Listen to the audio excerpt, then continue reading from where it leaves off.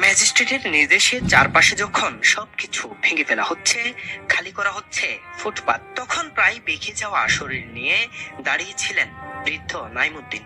বয়স প্রায় ৭০, ক্লান্ত শরীর, কাপা হাত, আর সামনে ছোট্ট একটি বাক্স। রিকশার চাকায় হাওয়া দিয়ে চলে তার জীবিকা। সিদ্ধান্ত নেন এই একটি মাত্র দোকান উচ্ছেদ হবে না।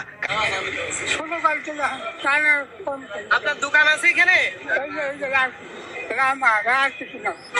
হাওয়া খাওয়া যায়, রিক্সা ঠিক করবে, এই দোকানে থাকি।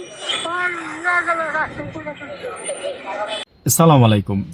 এখনো মানবতা আছে দেশে, বিকজ আপনার মানবতা না থাকলে এই কাজগুলো হতো না। একজন ম্যাজিস্ট্রেট আপনার যে একজন বৃদ্ধকে মোহাম্মদপুরে সম্ভবত টাউন হলের উল্টাপাশেই হবে, ওইখান থেকে উঠাইতে উচ্ছেদ করতে গিয়ে উনি পারেন নাই। আমি এখানে লাস্টে একটু ফুটেজ দিয়ে দিব, আপনারা দেখেন। আর হচ্ছে আমার আরেকটা জিনিস হচ্ছে, আরো এরকম বেশ কিছু ঘটনা ঘটছে। এর বিপরীতে আরেকটা অকারেন্সের কথা আমি বলি, যে মিরপুরে যখন আপনার ফুটপাত দখল মানে উঠাইতে আসছে, পিছন থেকে একজন বলতেছে যে আজকের মতো ছেড়ে দেন। হ্যাঁ, ৫,০০০ টাকা মানে জরিপ। ম্যাজিস্ট্রেট এর আগে ৩-৪ দিন এই এলাকা ঘুরে গেছে। মিরপুরের লোক তো মানে খুব মনে করেন যে মানে এগুলা তো একটা সিন্ডিকেট ভাই, বললাম না যেগুলো একটা সিন্ডিকেট।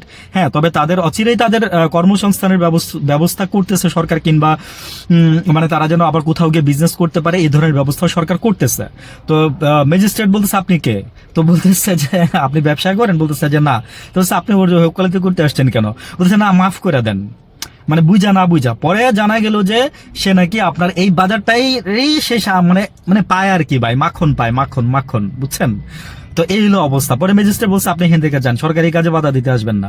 তো ম্যাজিস্ট্রেট আরো বলছে যে আমি এর আগে আরো ৪ দিন এসে নিষেধ করে দিয়ে গেছি, তারা সেম টু সেম করতেছে। ঘটনা হচ্ছে ভিতরে তার খালি, বাহিরে রাস্তার মধ্যে না ফুটপাতে এনে বসাই থুয়ে দিচ্ছে।